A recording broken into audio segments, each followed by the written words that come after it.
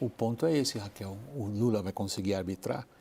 O Caio trouxe um bom desenho, vamos dizer como se fala na linguagem militar, da ordem de batalha de cada um. E isso amanhã nós vamos ver de manhã.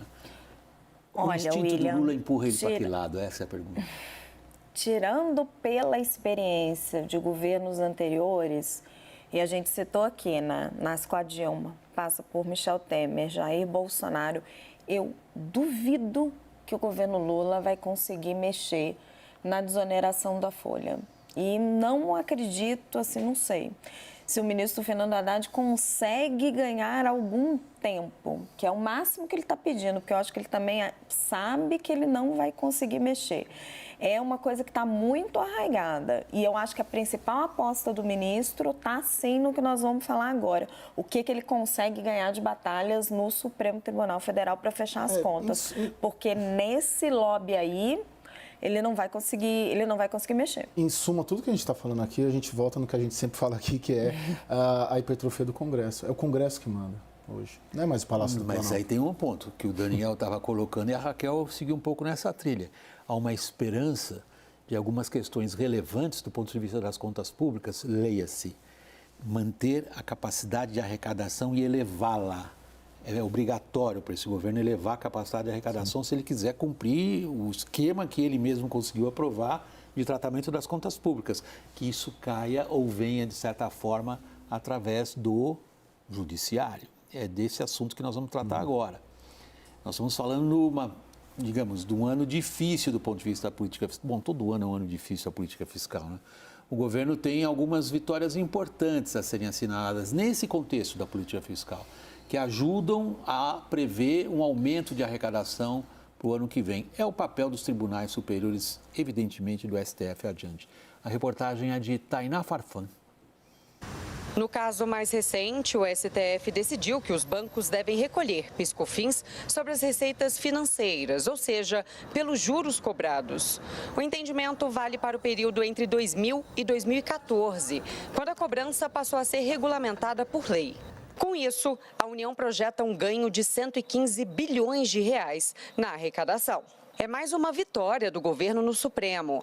Em maio, a Corte validou uma decisão do STJ e proibiu as empresas de continuarem abatendo benefícios dados pelos estados do Imposto de Renda e da Contribuição Social sobre o Lucro Líquido, a CSLL. Serão mais 47 bilhões para os cofres públicos, nas contas do ministro da Fazenda, Fernando Haddad. Um levantamento da consultoria tributária Lex Law, a pedido da CNN, mostra uma lista das ações judiciais nas cortes superiores que podem ajudar e muito na arrecadação da União. As vitórias nessas causas são essenciais para o governo, que trabalha para aprovar um marco fiscal sustentado pelo aumento do superávit primário. O governo já venceu, por exemplo, numa outra ação que considerou inconstitucional a redução de PIS/COFINS para todas as empresas do Brasil concedidas do governo Bolsonaro. E no processo de maior valor, a União evitou perder 472 bilhões de reais de arrecadação com a decisão do STF, que concluiu que as leis do PIS e da COFINS podem sim limitar os fatos geradores de créditos tributários. Até agora, no total, o governo já teve 645 bi em reversão de arrecadações e aguarda o julgamento de mais 3 ações tributárias no STF, que podem trazer um impacto de mais 151,9 bilhões de reais. Para este advogado, o cenário fiscal difícil em 2023 aumentou a preocupação do STF com a área tributária, numa tentativa de reequilibrar as contas públicas. O Supremo Tribunal Federal, em regra, costuma ser um tribunal mais suscetível a pressões políticas. E, em regra, quando nós estamos em momentos arrecadatórios ou de maior necessidade arrecadatória, nós costumamos identificar, sim, posicionamentos mais contrários do Supremo, que torna suas decisões eventualmente contrárias ao contribuinte. Outras decisões, como a adoção da alíquota única de R$ 1,22 por litro do ICMS dos combustíveis, costurada pelos estados com aval do Supremo, e a criação em Goiás da taxa do agro, que abre precedente para outros estados, ampliam o horizonte de arrecadação pelo país. Em fevereiro, o Supremo Tribunal Federal decidiu por maioria que mesmo sentenças definitivas de assuntos tributários podem ser anuladas em julgamentos futuros na própria Corte. A decisão é vista por especialistas com potencial de gerar ganhos bilionários aos cofres da União e de aumentar ainda mais a imprevisibilidade numa área do direito já complexa no Brasil. Está cheio de ironias isso aí tudo, hein, Daniel? O advogado que a gente acabou de ouvir na reportagem da nossa Tainá Farfan, dizendo o seguinte, eles estão, desta vez, assim, não tão a favor do contribuinte, os nossos diletos integrantes dos tribunais superiores. Ao contrário, em fases arrecadatórias, foi a frase do nosso advogado ali na reportagem da Tainá, eles podem ser, e aí termina, os guardiães da imprevisibilidade. Mas, do ponto de vista do governo, até aqui o STF joga junto. Pois é, William. Hoje, conversando com alguns advogados tributaristas, eles mencionaram muito um movimento que vinha se desenhando há alguns anos e parece que agora a gente está vendo uma colheita. Não começa neste governo.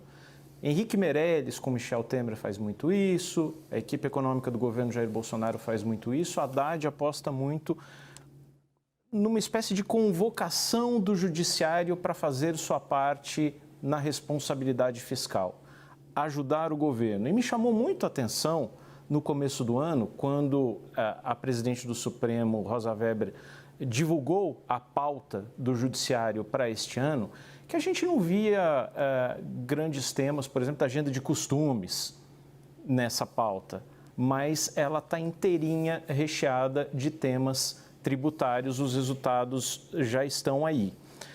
É óbvio que isso ajuda muito no plano do governo de conseguir atingir resultados primários que geram imensa desconfiança no mercado, que vê esses resultados, essas metas, como muito difíceis de serem alcançadas. Isso ajuda muito o governo, pelo lado da arrecadação. Agora, o que mais chama atenção para mim é que, segundo um levantamento da Confederação Nacional da Indústria, desde 1988, promulgação da nossa Constituição, houve a publicação de 5,7 milhões. 5,7 milhões de normas nos 3 níveis de governo, regulando sobre tributos, meio ambiente, outros tipos de regras. Isso gera uma insegurança, uma imprevisibilidade tal que não só joga a favor da insegurança jurídica, como diminui o incentivo ao empreendedorismo. Afinal de contas, nenhum empresário pode prever, ninguém que queira fazer negócios, qual vai ser o comportamento do fisco no semestre seguinte. Então, esse tipo de agenda, independente do mérito de como o ministro do Supremo decide ou do STJ decide, o que gera é uma tremenda imprevisibilidade para os negócios. Por favor, Raquel. William, assim, acho que é importante a gente perceber o tamanho da distorção que nós estamos tratando, porque o Daniel menciona, né, essa expectativa de que o judiciário faça a sua parte no ajuste fiscal. Isso é um absurdo, porque assim, cabe ao judiciário arbitrar os conflitos, né? Nada mais além disso, ele não tem que estar pesando para um lado ou para o outro. Se o judiciário, e a gente vai perceber isso com as decisões ao longo do tempo, estiver, como o governo tem, nós sabemos que tem maioria no Supremo Tribunal Federal, favorecendo o fisco nessas decisões, o que a gente vai estar assistindo acontecer é um aumento de carga tributária via judiciário, sendo que o Congresso Nacional não está aceitando um aumento de carga tributária. Esse é todo o nó deste governo. Esse governo quer gastar mais, para gastar mais precisa aumentar a carga tributária. O Congresso Nacional, que é um Congresso mais liberal, mais conservador, refletindo muito da sociedade brasileira, não quer saber de aumento de carga tributária.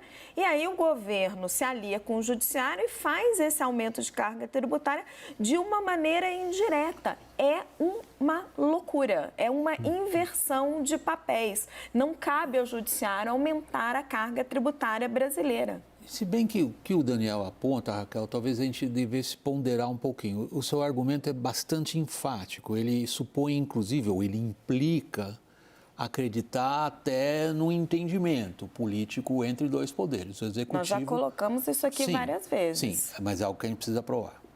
Exato, por isso que eu ponderei. Que é uma articulação... Vamos ver os julgamentos ao longo do tempo. Que há uma articulação voltada a que o judiciário tire da frente do governo bombas fiscais. Por exemplo, as contas que nós produzimos ali, para ilustrar o que nós queremos dizer para o público, coube ao judiciário trazer um considerável alívio do ponto de vista da previsão de prazo curto, até o final desse ano, até o final do ano que vem, o que o ministro da Fazenda acha que entra no cofre da Receita Federal ou não. Agora, há um outro aspecto que o Daniel levantou, e é esse que eu fazia referência, que é situar na linha do tempo como que isto foi se agravando. E aí é muito mais complexo do que um entendimento que você pode considerar ao sabor das circunstâncias políticas eleitorais, que são curtas e voláteis, mas é uma constante judicialização de tudo na nossa sociedade. Começa pela relação capital-trabalho. A relação capital-trabalho no Brasil é judicializada desde que nós inventamos o Tribunal Superior do Trabalho, isso é nos anos 30 do século passado. Quando pega, como ele cita, o número de decisões contraditórias de órgãos como, por exemplo, a Receita Federal, que tornam completamente opaco, invisível a qualquer um, qualquer tipo, até de planejamento tributário, cai inevitavelmente nas mãos do judiciário isso daí. Não tem como ser diferente. Cai. Tudo bem que cai, né, William? Mas você tem uma sequência de decisões, não só na esfera tributária, mas em outras áreas também, que acabam beneficiando o governo, e daqui a pouco a gente já consegue contar de cabeça umas 10. Né? Que a gente, você consegue a lei das estatais, tem várias decisões que você consegue contar. Vai para o campo político mesmo. Né? Eu vou para o campo político. Eu gostei de uma provocação que você fez, que eu fiquei com ela na cabeça. Se não é uma aliança, vamos dizer assim, de ocasião. Né? Se não pode chegar ali na frente, dali a 2, 3 anos, e de repente, para o judiciário, como player, como agente político, este governo não interessar a reeleição desse projeto político. O que eu queria colocar é que o sucesso desse governo em 2026, o sucesso político-eleitoral, ele está completamente, como na maioria dos governos, atrelados a um sucesso da política econômica. Leia-se arcabouço fiscal, que foi encaminhado sem receita suficiente para sustentá-lo, basicamente. E o Congresso não vai ofertar essa receita suficiente. Logo, caberá ao judiciário, e é uma aposta, está claro que tem uma estratégia da equipe econômica de forçar essa via. Então, eu penso... A via judicial. Okay. Eu penso que no subconsciente, talvez, ou de uma maneira direta, o Supremo Tribunal Federal e os outros tribunais superiores que tenham essa visão de que é importante apoiar o sucesso desse projeto político, para evitar um novo Bolsonaro ou alguma coisa nessa linha, estejam dando decisões para ajudar a sustentar esse novo marco fiscal. E só para lembrar, no governo Bolsonaro, o judiciário, a gente não pode comparar porque são situações diferentes, mas o judiciário deu uma decisão lá da PEC dos precatórios, que o Paulo Guedes chamou de meteoro, aumentando para 89 bilhões uma conta que depois teve que desenvolver uma PEC dos precatórios e que ali atrapalhou em muito os planos. Não é uma questão propriamente tributária, mas é uma questão judicial que causou um prejuízo fiscal para o governo, que teve que se reinventar junto com o Congresso para suprir um buraco provocado por uma decisão do judiciário que agora só está... Então, eu estou com o Caio. Assim, eu entendo que você está falando que ao longo do tempo tudo se judicializa no Brasil, principalmente a questão tributária. Mas nós temos um dilema hoje no Brasil, que é um governo que quer gastar mais e um Congresso que se recusa a aumentar a carga tributária. E aí, no meio desse caminho, a gente está tendo um monte de decisão judicial a favor do Executivo e do aumento de carga tributária. Daniel? O que me parece muito relevante nessa discussão, porque eu não tenho a menor capacidade de dizer se o voto desse ou daquele ministro foi correto em temas tributários, mas o que me parece muito relevante nessa discussão é que é claro que essas decisões mais recentes estão ajudando o governo do lado fiscal no curto prazo. E até no médio prazo, porque quando a gente pensa aí nos números do novo marco fiscal, a gente está olhando ali 2023, 2024, mas até o final da década, 2030, pode ajudar, pode ser uma excelente contribuição do judiciário ao governo. A questão é se a gente olhar mais no longo prazo, se isso tudo não está aumentando o custo Brasil, a insegurança jurídica, a previsibilidade dos negócios.